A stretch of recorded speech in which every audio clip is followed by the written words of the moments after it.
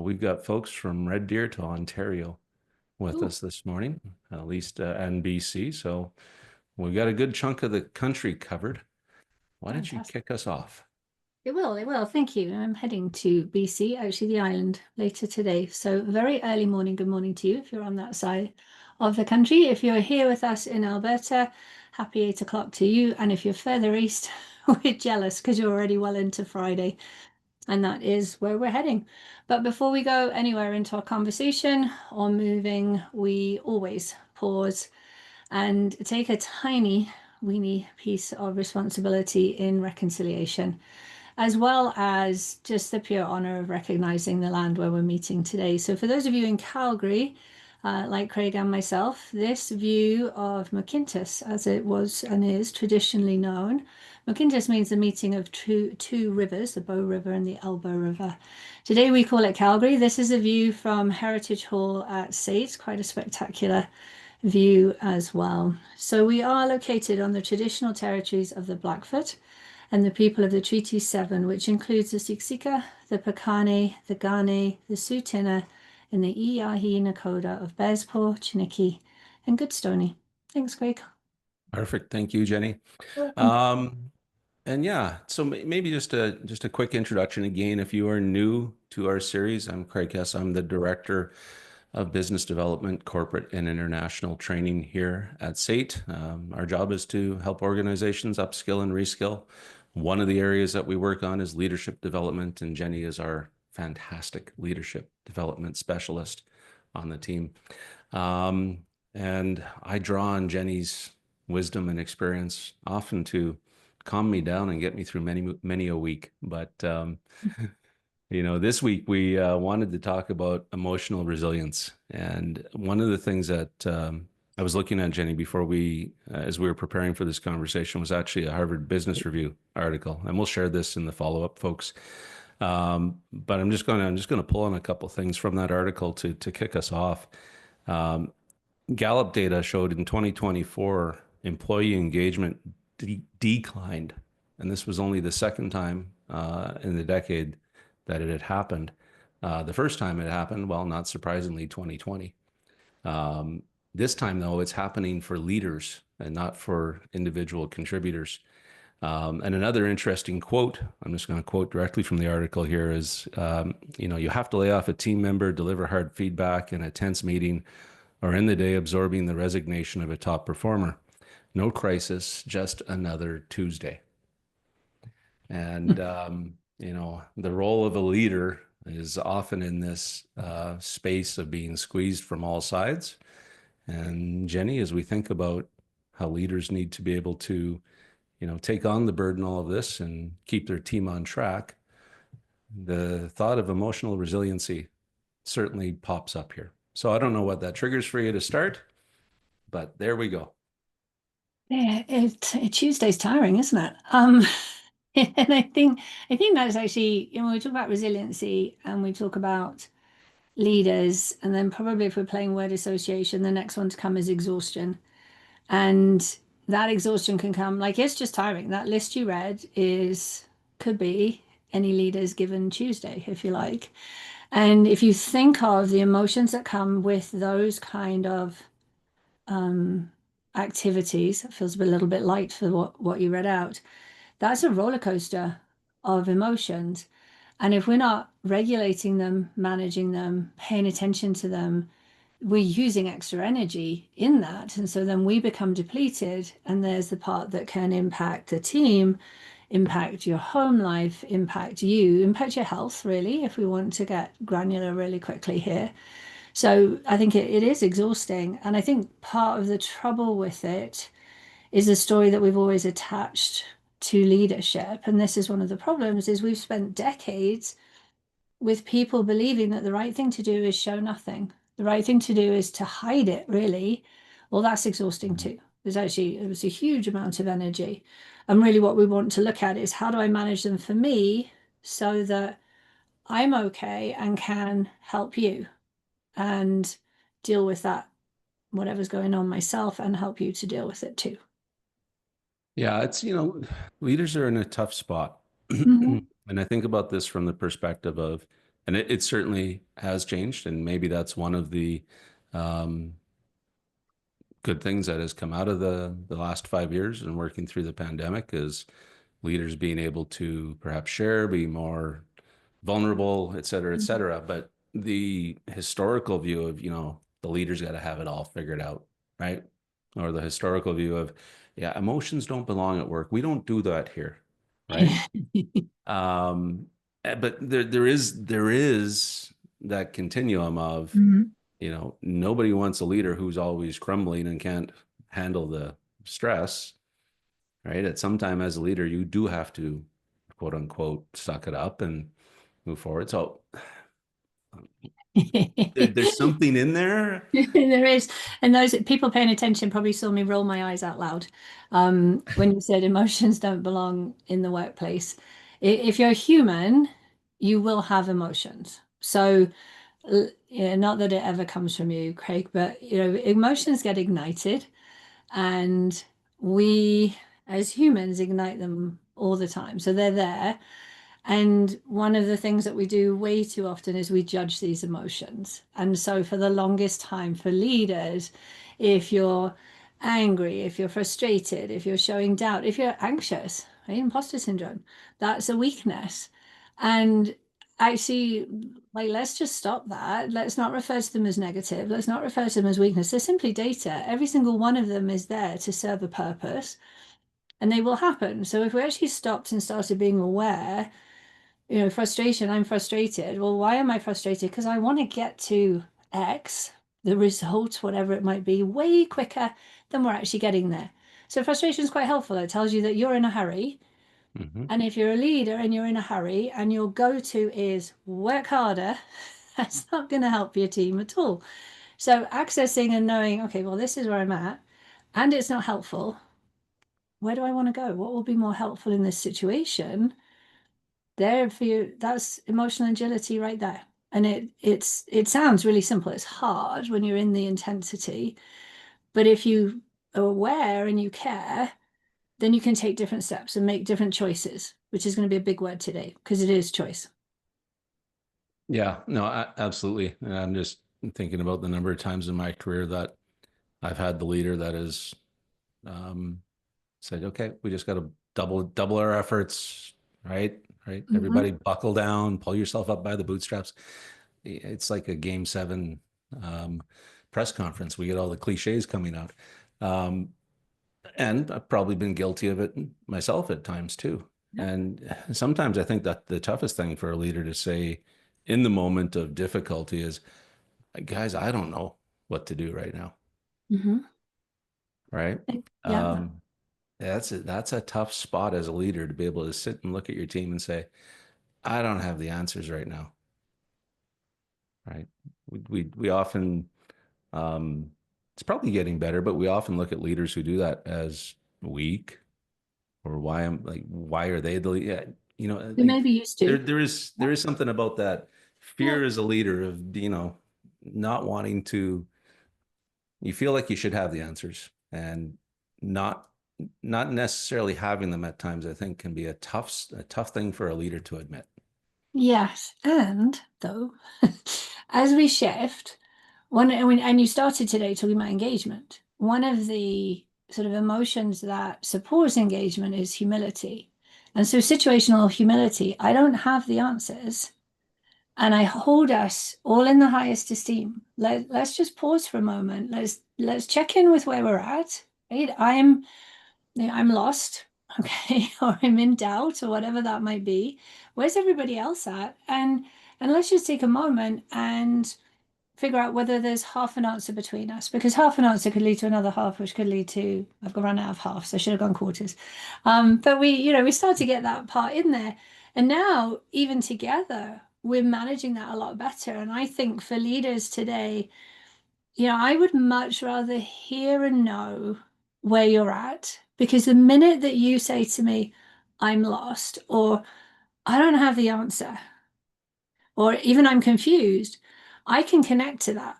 I know what that is. Whereas if I get nothing bar the, I don't know, rah, rah, rah, here we go, and I'm reading and I know that you don't mean that because I know you well, Yeah. then I can't connect to that. I'm just like, okay, something's being covered up here. What is it? And given any average person, you could actually go down the self-doubt spiral if you want to, just because you can't connect that. Whereas when we have something real that we can connect to, that makes you human.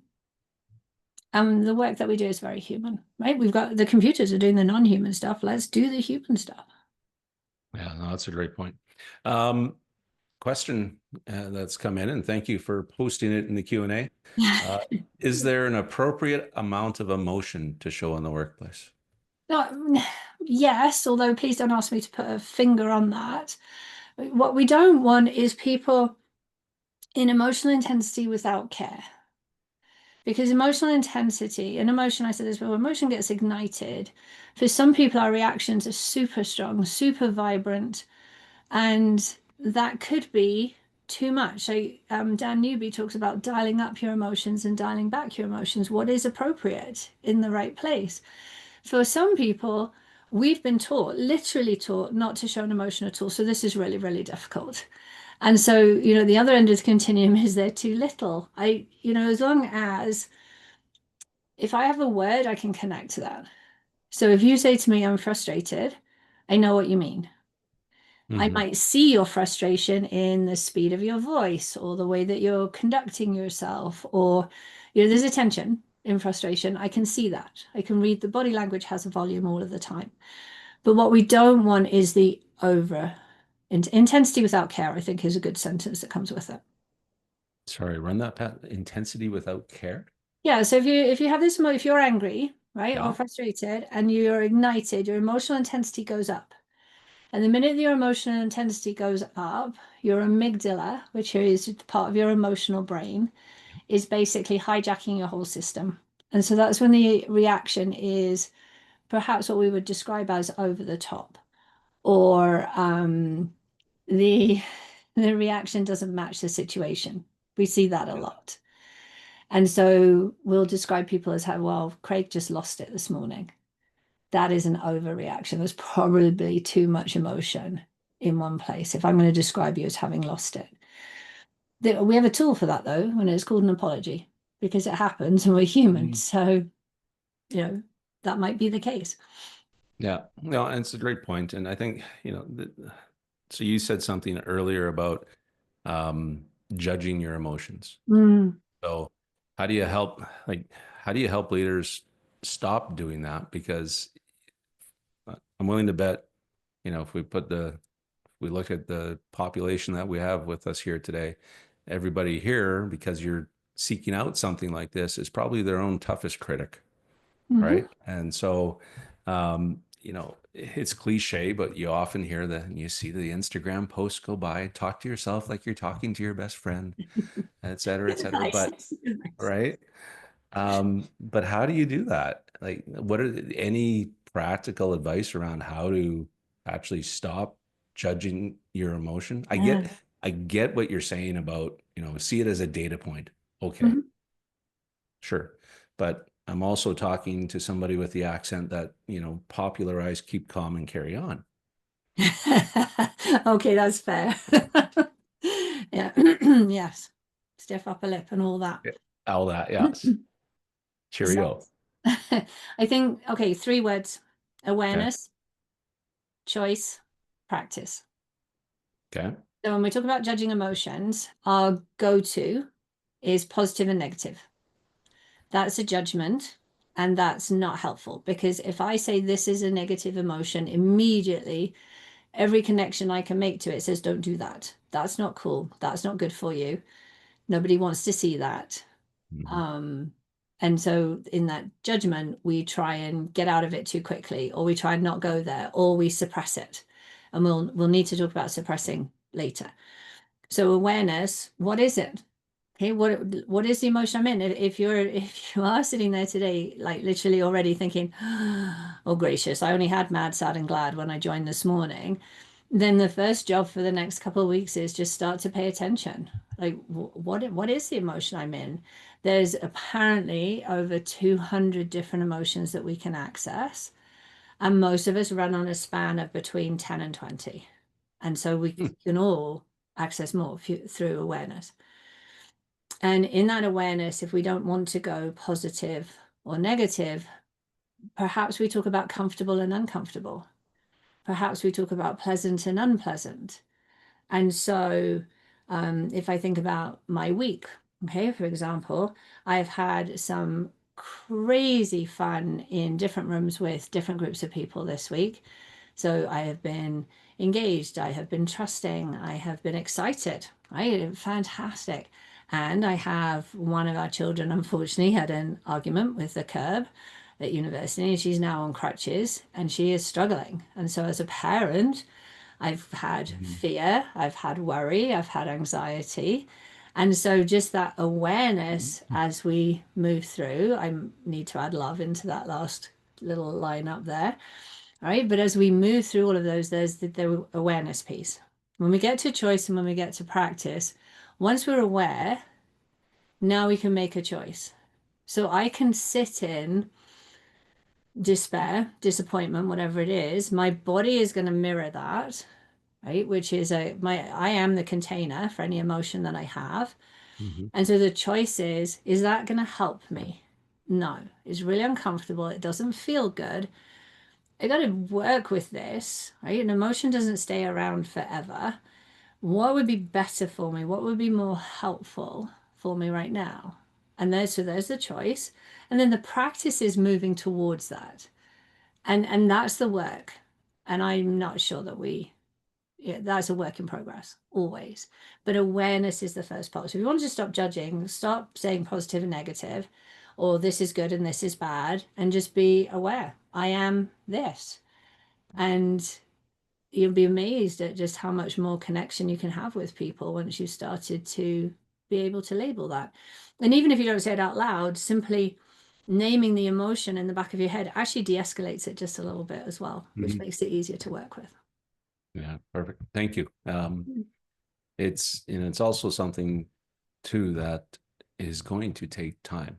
Like if Oh, you struggle like this, for me, I think one of the things I always struggle with, like my pace of wanting to, get it done, get improved, move along, mhm. like, and this isn't easy stuff. This like we're messy humans, as you've often spoken about. We have a few questions here. So my co-supervisor has been on a leave for a while. I never got backfill because we didn't know how long they would be gone. I've been supporting and trying to keep the entire team afloat by myself, which has been extremely stressful. Now they are back, and I am struggling with how to get past my resentment. Mm. My boss told me basically that I need to get over it. How do I get past my own emotions and work with this person effectively again? Oof. Um, I think Craig, you're going to smart when I say this, but I think Craig's advice that he pulled from Instagram is actually quite helpful. So your your inner dialogue, resentment, it's data, it's there for a reason. Um, and the resentment is an energy. And so sit with that for a bit. What's it telling you? And what advice, Craig, to your point, what advice would you give to your best friend in that situation? Yeah. And and what would be more helpful here? And the one I put it in the resources for today, so everybody will see the book. But Dan Newby, who I mentioned before, has a new book out called Dignity and Leadership. And it's an amazing text. And Dignity talks about I'm worthy. And because I'm worthy, I belong. I have the right to speak up. And maybe over time, as you start to change and access a different emotion for that, there's a conversation. And the resentment might be because you're looking for a thank you. The resentment might be because you're exhausted and you're looking at somebody who's come back fresh and ready. Like, who knows? I don't know. But I think the awareness of what you've put into the question is amazing. So you give yourself a little high five for that, and then take a look at what is it that you need and Yeah. what. Yeah. Yeah. I think too, based on what you can get out of three sentences, are you resentful of the person or resentful of the situation? Brilliant. Right. Yeah. And I think that's an important thing to try and separate in I that like that. instance as well, Yeah. too, based on what I saw there. Another question: how do you hold yourself in check and keep a fair perspective when the team you support seems to be increasingly defensive and or aggressive in their approaches with each other and with you?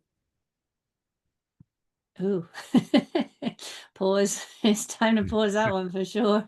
So we've talked about this. It's data. So there's something going on, and those kind of reactions invariably come because there's unmet needs or unmet wants.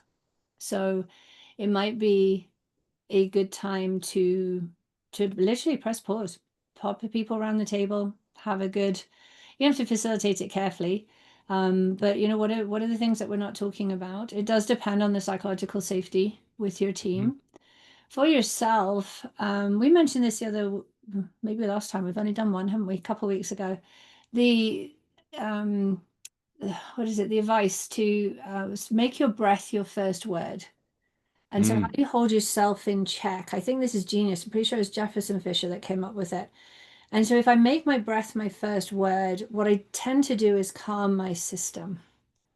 Mhm. And when I calm my system, it is much easier to step into that conversation. I still have the emotion, but I'm much more likely to make a decent response now.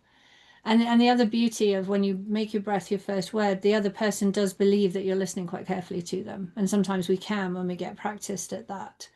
So that's one. And then the other thing I think is that when one or more people come at you with chaos, and when people are in emotion, that's data to you as well. Like anger comes with it's a blanket for unmet needs and unmet wants. Frustration says we're not getting there quick enough.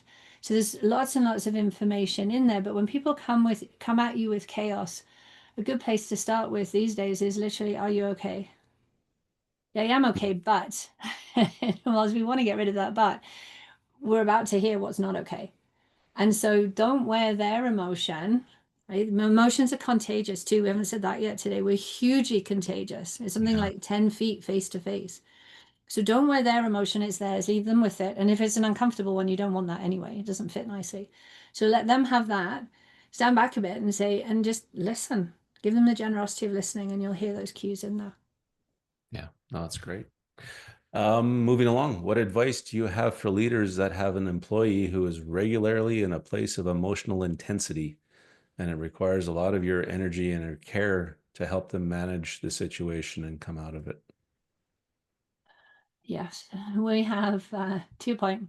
Those of us grew up in Britain, give nothing.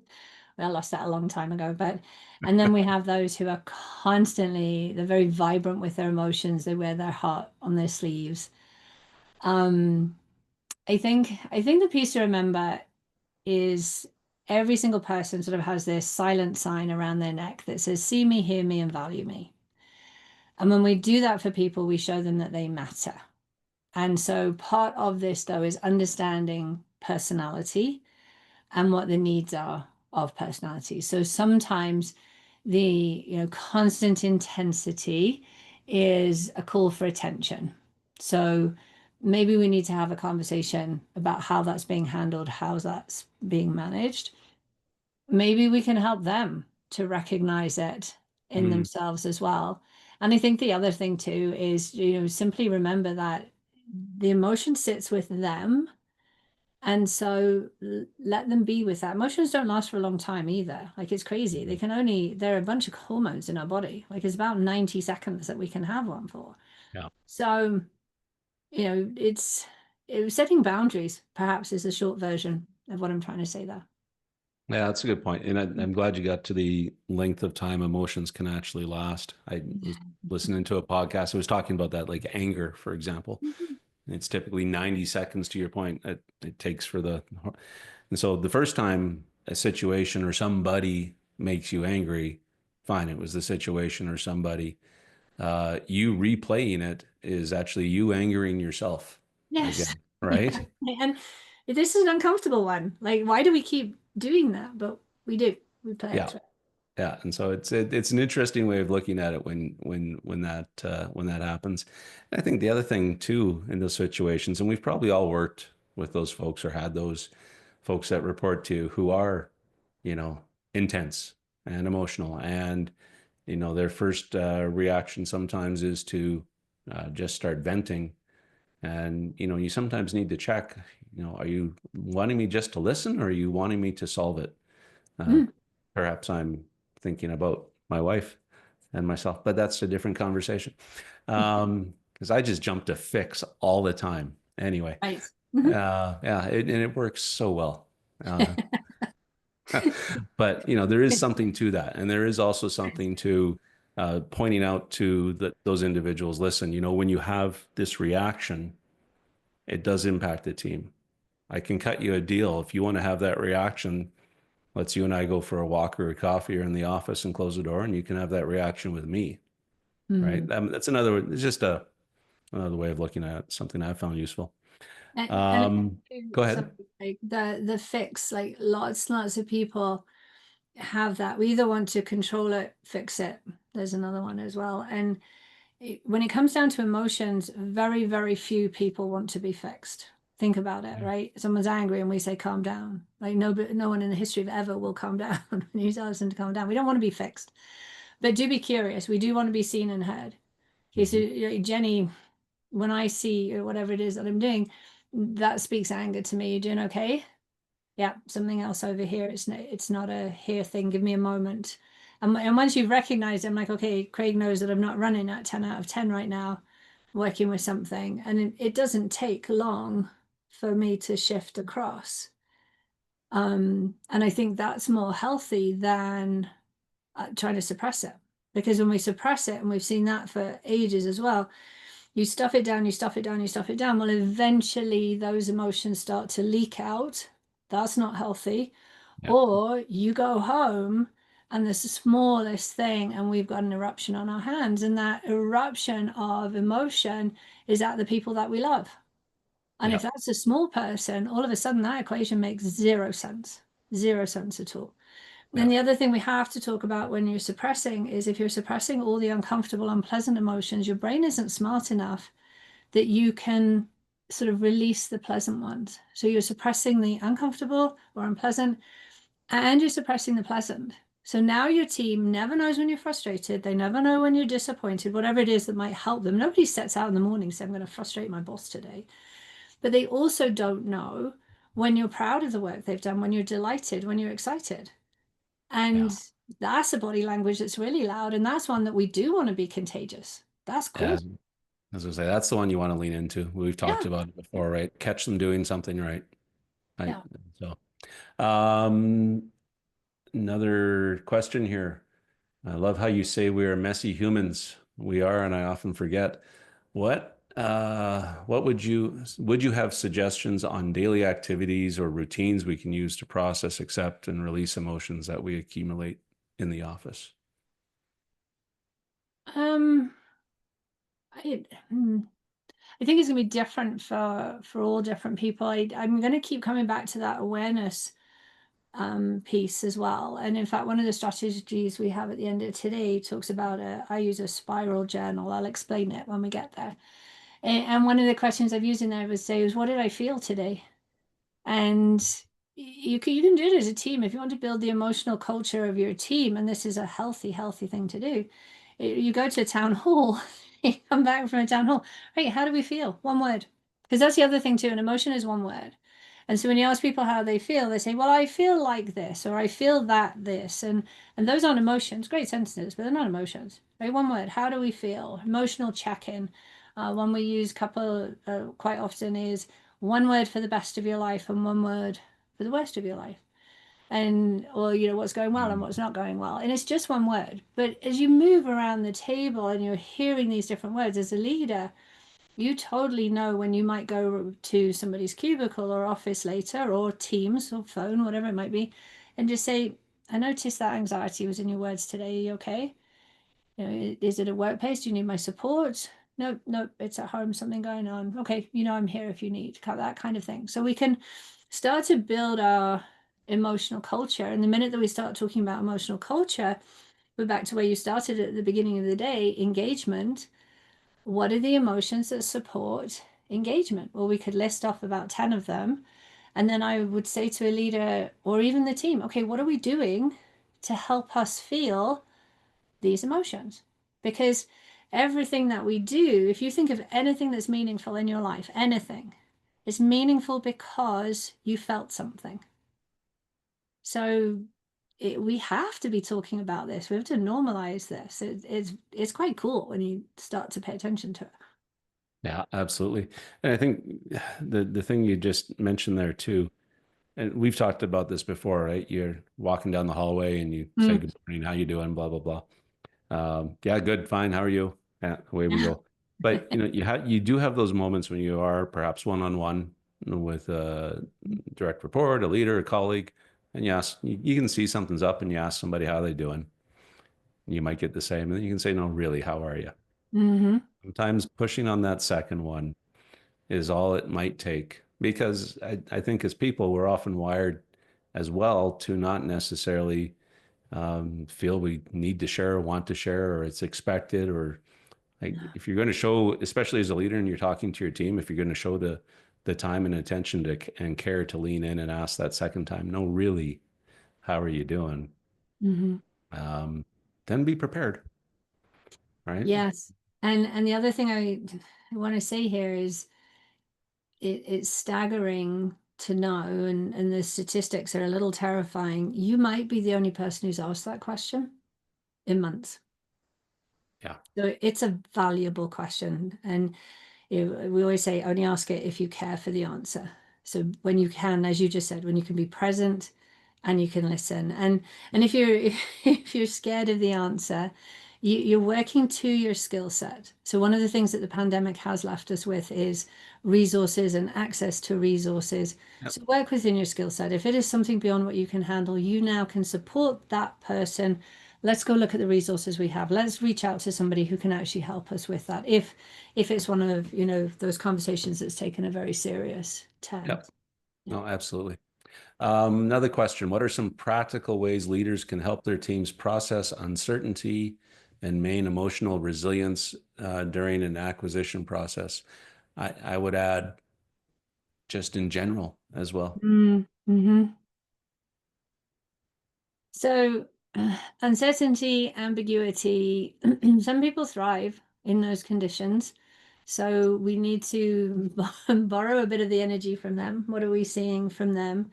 I think the biggest thing is letting people talk. We want to be seen, heard, and valued. So, what are your concerns? What are you seeing? What are the dots that you're joining? Does that match with what I'm seeing as a leader? Always share what you can share with them. And I know that sometimes in those kind of turbulent times, there are things that you can and things that you can't. And then I actually think, we want to recognize the emotions, but it's the same thing. It is where we're sat at helping us. Probably not. It's telling us something. Okay, let's hear and value that. And then what do we want to do? And when the more uncertain, the more turbulent it is, the narrower our focus gets to. So we want to get some kind of momentum, some kind of action so that we feel more in control again. As humans, we like to feel in control. And so what can we do to bring that back to action and control within there? And then not to let go of the conversation. So if one day is full of, I don't know, the unpleasant emotions, and the next day we check in, okay, where are we at? And you'll find that people will begin to shift. And that reality piece is really key within there as well. And so is the energy going to realistic worries or is the energy going to made up worries? Hmm, perfect. Next question. There's a few coming in here. So, I lead a high performing team in a high pressure environment.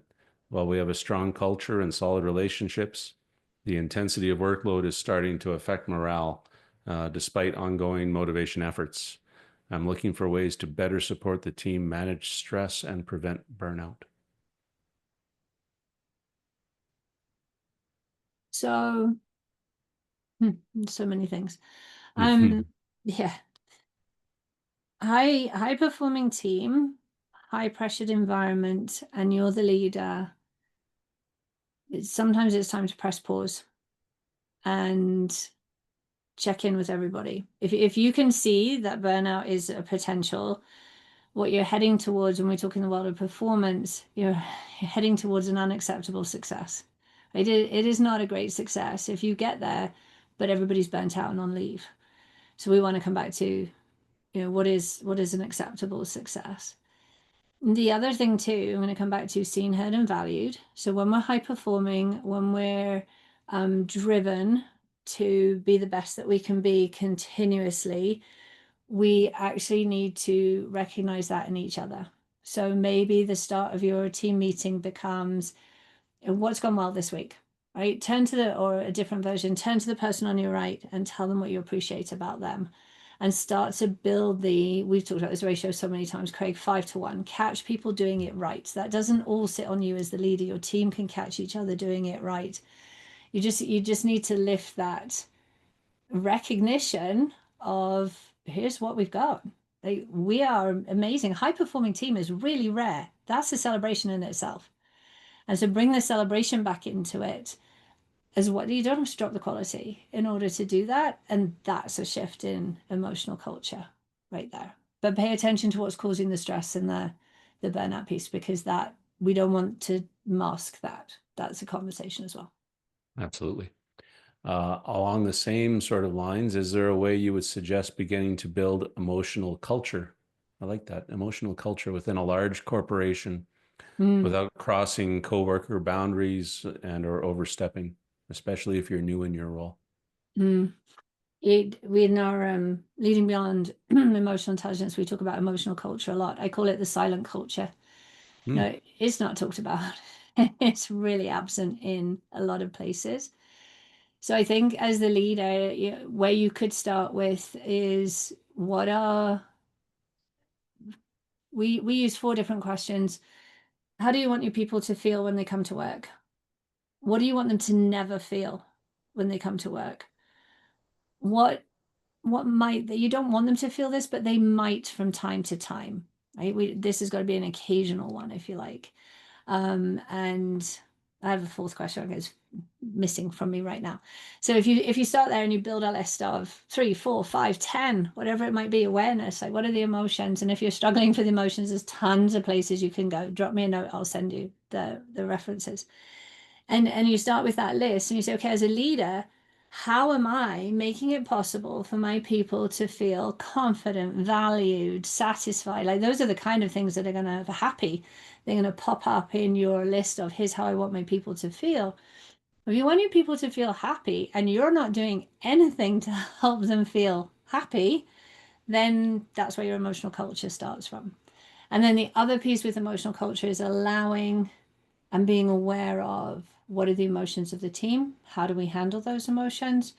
What is, if we got what's the word that I want? We kind of surface over the emotions, we ignore them. We just pretend they're not quite there. That's not building an emotional culture. So we've got to get real with them, normalize them, bring them into conversation.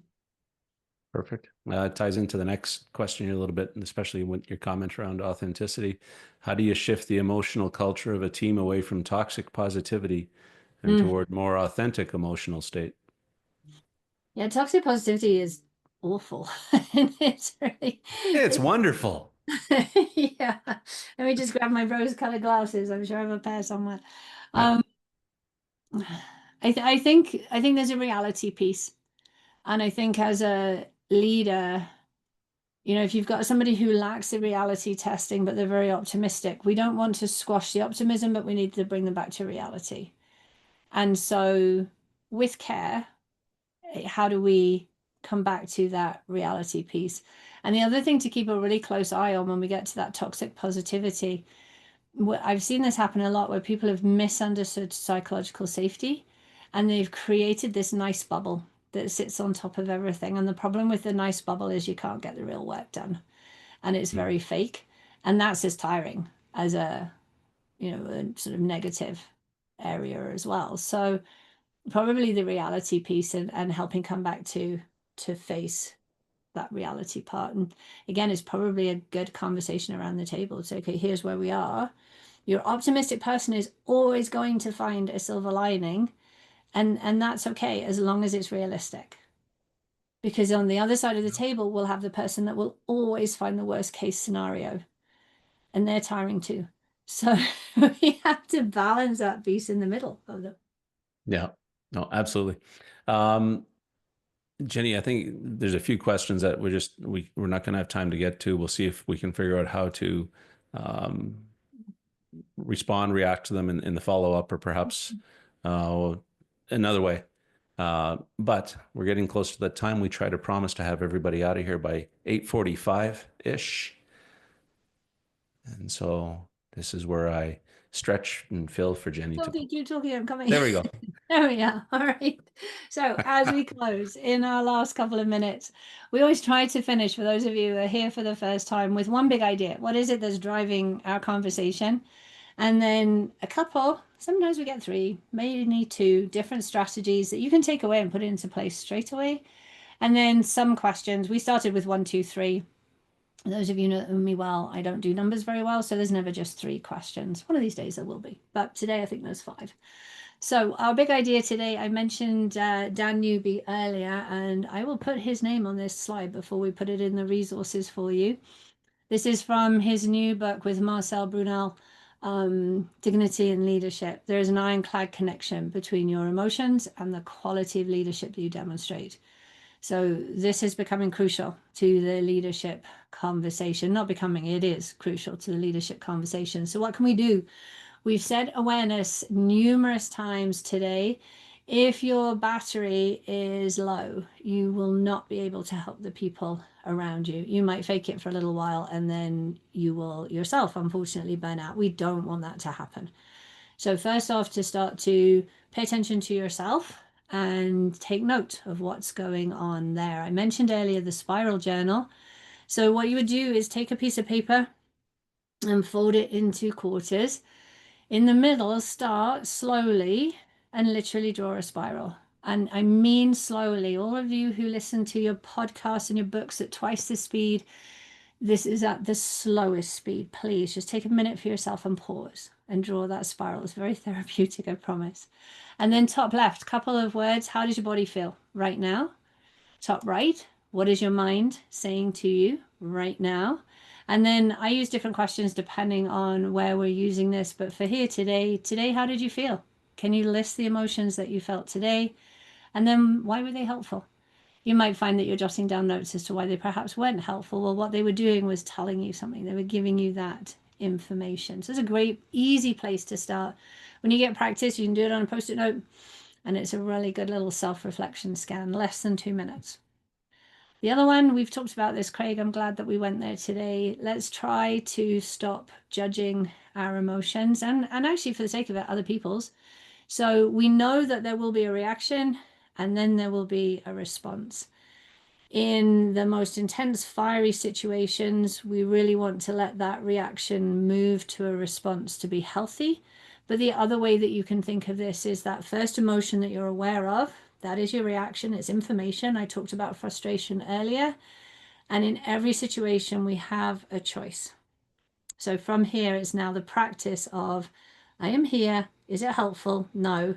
Okay, what would be more helpful to me? And we're doing a lot of work. Yesterday we did this. We had a whole ton of cards. Where does my performance conversation start? How am I entering the room? Is that going to work for me in this situation? No. Okay. How do I want to enter the room as a leader to have this performance conversation? And then the questions, I split them up. So if you are here as an individual contributor, that is all of us. So one way or another, we are a contributor. These are for you as an individual. And then if you're a leader, this is a very useful question as well. And then perhaps a team question for a meeting, or I don't know, in a Teams channel, some kind of thought for the day. So 5 questions there for you to noodle on as you begin your Friday and the weekend. There you go. 8:45 on the dot, Craig.